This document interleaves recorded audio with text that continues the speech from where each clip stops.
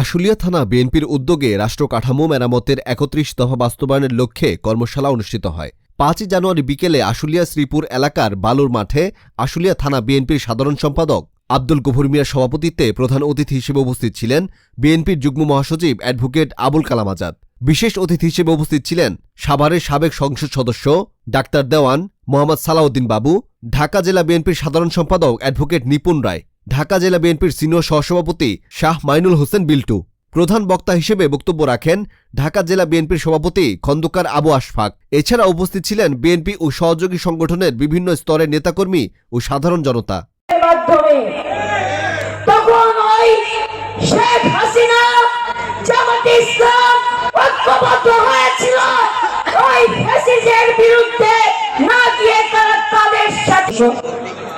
আজকের সভার বিশেষ অতিথি ডাক্তার দেওয়ান মোহাম্মদ সালাউদ্দিন,